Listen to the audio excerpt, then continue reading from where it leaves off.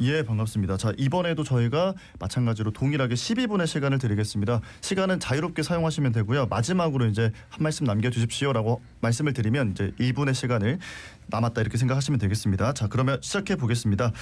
자, 위원장님 바쁘신 중에 발걸음 해주셨는데요. 이제 대선이 2주 앞으로 다가와 있습니다. 네. 지금 더불어민주당의 핵심 전략, 현장 밀착, 경청 이런 것들인 걸로 알고 있는데요. 현장에서 이제 시민분들 직접 만나면서 어떤 걸 느끼고 계시는지, 민심 어떻게 보고 계시는지 궁금합니다. 네, 뭐 경제 살려라죠. 예, 지금 경제가 너무너무 어렵다. 그런데 불법, 반헌법, 계엄령으로 대통령이 탄핵이 돼서 대선까지 치러지고 있다 보니까 예. 뭐 시민들이 정치권에 대한 불신이 어마어마합니다. 한마디로 경제 이번에 살려내지 못하면 예. 정치 그만두라 할 정도로 우리 시민들은 경제 회복에 대한 어떤 간절한 염원이 있습니다. 예. 자, 그러면 더불어민주당이 바라보는 부산은 어떤 모습인지, 가장 시급히 해결해야 할 현안, 필요한 정책 뭐라고 보십니까? 예, 뭐 부산을 주식에 비유하면 예. 성장 동력이 있어야 되겠죠. 이제 턴어라운드 한다. 네. 이제는 부산 주식을 사야 될 때다라고 하는 부분인데요. 그러기 위해서는 이번 대선에 구체적이고 실현 가능하고 부산 발전뿐만 아니라 이게 전체 대한민국 발전으로 이어지겠다라고 하는 경제 공약이 필수적으로 있어야 된다고 생각을 하고요. 예. 이 부분에 대해서 저희 민주당은 준비를 많이 하고 있습니다. 예, 예. 예. 자, 그래서 이제 더불어민주당 이재명 대선 후보의 부산 공약을 좀 살펴볼 텐데, 핵심은 해양수도 부산인 것 같습니다. 이제 세종시에 위치하고 있는 해양수산부를 부산으로 옮기겠다 이렇게 이야기를 했는데요. 국가기관들은 서로 협의를 해야 되기 때문에 찢어놓으면 안 되지만 해수부는 예외로 해서 부산에 옮기겠다 약속한다 이런 공약을 냈습니다. 하나의 부서만 부산으로 옮기는 게 맞는지, 구체적인 실행 방안은 어떻게 되는지 궁금하거든요. 네, 정말 그 부산으로 정부 부처를 옮기는 거는 매우 어려운 일입니다. 예. 우리 그 박근혜 대통령 때 기억을 해보면 네. 그때 큰 격차로 박 대통령이 당선이 됐지 않습니까? 네. 그때 공약이 해수부를 부활시키고 맞아요. 부산으로 이전하겠다. 예. 근데 박근혜 전 대통령이 못 해냈습니다. 그렇죠.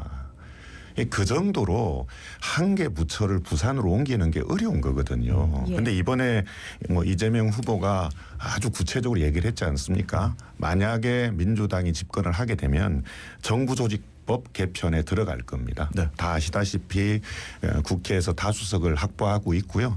다른 야당들도 네. 균형 발전이라고 하는 큰 방향의 공감을 이루고 있기 때문에 정부 조직법 개편에 따라서 해수부가 부산으로 오는 것은 아무런 문제가 없을 것이다. 이런 말씀 분명하게 드립니다. 예, 그러니까 정부 부처를 지역으로 옮기는 게 쉽지 않지만 정부 조직법을 개편해서 이건 꼭 실행해내겠다 이런 말씀이신 거죠? 이게 좀 덧붙인다면 예. 혁신이 필요한 시대고요. 네. 혁신에서는 어느 정도의 불편함 어려움들을 감내해야 됩니다. 그러니까 물론 한 곳에 모든 부처가 다 모여 있는 것들이 장점이 있지만 예. 어떤 일이든지 특수성이라는 게 있지 않습니까? 해양을 주 무대로 하고 부산이 해양 수도 뭐니 하더라도 해양에서는 수도로 발전해 나가야 하기 때문에 예. 해수부 부산 오는 것들은 꼭 해낼 겁니다. 네. 예. 그리고 뿐만 아니라 우리나라의 가장 큰 해운 회사인 HMM을 부산으로 옮겨오도록 하겠다 또 요래 밝히셨는데, 관련해서도 자세히 여쭤볼까요? 네, 이런 걸 시너지라 그러죠. 예. 우리가 시너지, 예. 보통 보면은 어떤 장사들은 몰이라 그래서 네. 여기 가면 이런 가령 옷은 다양한 옷을 살 수 있다. 이런 게 몰이라 그러면 네네. 이 기업에서는 클러스터라 그럽니다. 여기에 가면은 이 업종이 다 모여 있구나. 네. 부산은 해양 수도로 가야 됩니다. 그러면 해양과 관련한 산업은 부산에 다 모여 있어야 된다라는 것들이고요. 자, 그리고 무엇보다도 이 해운업에 있어서는 정부하고의 협조가 대단히 필요해요. 왜냐하면 북구강로 같은 경우도 정부가 적극적으로 나서줘야 되는 것들이거든요. 예. 네네. 이 HMM이 우리 시민들이 잘 몰라서 그런데 시가총액이 몇 위쯤 될 것 같습니까? 몇 위쯤 됩니까? 네, 15위에서 18위 정도 갑니다. 15위에서 18위. 예. 예. 한 23조 어마어마하네요. 정도 되는 회사고요. 매출 기준으로도 40위권이에요. 그러면 계속해서 우리 민주당이 얘기했던 부산이 제2의 도시인데 100대 기업 하나 없는 게 말이 되냐. 이제 그게 실현이 되는 그런 상황이고요. 예. 이런저런 논란이 있지만 가장 정확한 거는 주가입니다. HMM이 최근 3영업일 동안에 네. 매일 8%씩 올랐어요. 예. 그러니까 부산으로 HM이 옮겨온다는 거에서 이미 시장은 매우 긍정적으로 반응을 하고 있는 겁니다. 예. 네, HMM도 잘 풀릴 겁니다. 예. 자, 지금 말씀해주신 해수부 부산 이전, 해운회사 뭐 HMM 유치 이런 것들이 북극 항로 시대를 열기 위한 과정이라고 보면 될지, 더불어민주당 전재수 의원을 위원장으로 하는 북극 항로 개척 추진위원회에도 출범을 했더라고요. 이게 근데 이제 시민분들께서 북극 항로를 하는구나 뭐 이렇게 생각은 하시는데 구체적으로 뭐 어떤 내용인지 잘 모르시더라고요. 그렇죠. 우리 부산 시민이 좀 자신감을 회복을 해야 될 겁니다. 안타깝지만 이미 경제 지표에서는 인천에 많이 밀렸어요. 예. 인천에 가보면 제2의 경제도시 이렇게 써 있습니다. 예, 그래서 부산이 이제 자존감을 회복하기 위해서는 우선 해양 수도라고 하는 계속해서 이어져온 이 이야기를 발전시켜야 되는데 네. 그러려면 비전이 있어야 될 거 아닙니까? 그렇죠. 어떻게 제2의 해양 수도가 될 거냐. 이게 바로 북극항로입니다. 북극항로라고 하는 부분들은 적어도 5년, 10년, 15년 우리 부산이 어떻게 발전해 나갈 건지를 아주 단선적으로 나타내는 거고요. 네. 무엇보다도 부산의 발전뿐만 아니라 대한민국 발전에 기여를 할 수 있다라는 거대한 담론이기 때문에 차기 정부의 국정과제로 이 부분이 포함되고 또 입법을 전제로 하는 부분들이 많죠. 예. 북극항로를 위한 특별법도 만들어야 되고 앞서 말씀드린 조직개혁법도 일어나기 때문에 우리 유일한 어떤 의원인 우리 전재수 의원이 업무의 효율적일 위해서 이 부분에 대해서 전체적으로 총괄해 나간다 그러면 네. 매우 효율적으로 이 일이 진행되지 않을까 생각을 합니다. 예. 예. 자, 이어서 해사 전문법원 설치와 관련해서도 여쭤보겠습니다. 네.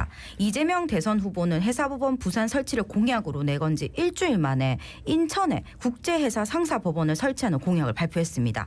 인천은 국제 사건을 다루고 부산은 국내 사건을 다루자는 내용인데, 근데 부산의 입장에서 보면 해사법원을 한 곳에 집중 육성하는 게 맞지 않냐 하는 생각도 들거든요. 여기에 대해서 이야기해 주신다면요. 뭐 이거는 약간 좀 잘못 전해진 거고요. 네. 법원의 우리가 규모를 판단할 때는 법관의 수가 중요합니다. 네. 예, 법관의 수를 부산을 인천보다 훨씬 많이 두겠다라고 하는 게 기본적인 방침이에요. 네. 그렇게 되면 주 법원의 기능이 부산에 있게 되는 것들입니다. 그리고 이래 있어서 어떤 일은 뭐 A 법원, 어떤 일은 B 법원 이렇게 가지는 않을 거고요. 자연스럽게 부산 중심으로 해사법원이 발전해 나갈 거라고 생각을 합니다. 이 부분들은 뭐 크게 걱정 안 하셔도 될 것 같습니다. 근데 예. 이게 이제 다루는 일들이 국제 사건이 주가 되는 게 아니냐 이런 이야기들이 있어서 이거는 논리적으로 말이 안 되는 거죠. 예, 여기는 국제 사건만 접수합니다. 이렇게 가지 않을 겁니다. 예. 우리가 법원은 국민 주권 시대에 걸맞게 예. 편의성이 강조되기 때문에요. 기본적으로 훨씬 더 법관이 많고 신속하게 처리될 수 있는 구조이기 때문에 예. 부산 해사법원이 크게 발전할 겁니다. 네. 자, 답변을 들어봤습니다.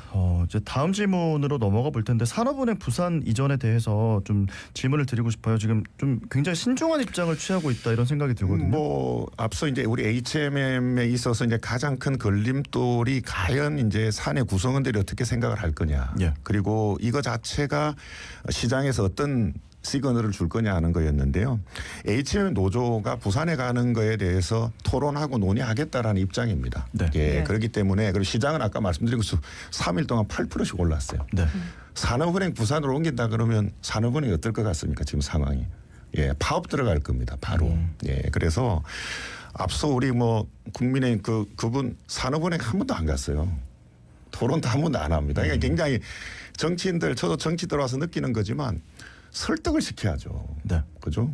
서울시장도 반대를 하고 있고 산업은행 노조도 결사 반대하는데 매일 부산 방송에 나와서만 이 얘기를 하고 있잖아요. 네, 그래서 금융과 관련한 부분들은 계속 고민을 하고 있습니다. 예. 이제 해수부도 넘어오고 HMM을 비롯한 해상 물류 대기업들이 넘어온다 그러면 우선 해양진흥공사가 금융 기능을 하고 있지만 예. 여기에 더해서 좀 더 금융적인 부분에 있어서도 좀 보강이 돼야 되지 않겠냐라고 생각을 하고요. 예. 이 부분에 대해서도 계속 고민을 하고 있습니다. 예. 네. 자, 이제 시간이 3분 남아 있습니다. 네. 예, 더불어민주당 이재명 후보의 부산 e스포츠 산업 육성 공약도 궁금한데 예전에 이재성 위원장님께서 자갈짜짐에 나오셔가지고 예. 또 이 부분 말씀해 주셨는데 이 부분 말씀해 주실까요? 네, 이미 주식시장을 지금 앞에 건 이미 알려진 거고요. 예. 이거는 숨겨져 있는 호재죠. 이 e스포츠 시장이 한 3조 시장 됩니다. 그리고 세계적으로 보면은 연 23%씩 성장하는 거예요. 그러니까 e스포츠라는 브랜드를 부산이 잡아야 됩니다. 이건 산업과 관광이 같이 가는 거거든요. 네. 우리 테니스 좋아하는 분들 윈블던 한번 가보고 싶을 거예요. 그렇죠. 그 런던에 있는 지역 이름이에요. 예. 다대포, 강할리 이런 지명들이 e스포츠 팬들이 내가 한번 꼭 가보고 싶은 곳이 될 때 부산이 발전하고요. 부산으로 우리 비행기도 우리 항공사도 부산이 취향해달라 그렇게 발전할 겁니다. 이 부분들은 부산의 새로운 성장 동력이라고 말씀드릴 수 있습니다. 예. 예. 자, 더불어민주당 이재명 대선 후보의 부산 공약과 관련해서 지금 방송 듣고 계시는 청취자분들, 부산 시민분들께 덧붙여서 전하고 싶은 내용이 있다면 있을까요? 아마 뭐 이재명 후보, 김문수 후보 두 후보의 부산 공약을 비교해 보면 어디가 준비가 돼 있는지는 뭐 쉽게 알 수 있을 겁니다. 국민, 시민이 주도권을 가져가야 됩니다. 예. 부산에 맨날 뭐 빨간색만 되면 다 되지 않습니까, 솔직히? 예. 그렇기 때문에 굉장히 능력 있고 실력 있고 시민을 위한 그런 봉사하겠다라는 정치인들이 계속해서 자리를 못 잡고 있지 않습니까? 이번만큼은 우리 시민들께서 이제 부산도 인물과 정책으로 뽑겠다라고 하는 강력한 메시지를 주신다 그러면 부산 발전에 크게 도움이 되고요. 정치인들도 정말로 반성을 하면서 국민을 섬기는 시민을 섬기는 자세로 가지 않을까 생각합니다. 예. 예. 자, 마지막으로 부산 시민들께 한 말씀 전해 주신다면요. 1분 정도 시간 드리겠습니다. 네, 이재명 후보는 절박합니다, 시민 여러분. 부산에 아주 구체적이고 명확한 공약도 제시를 했습니다.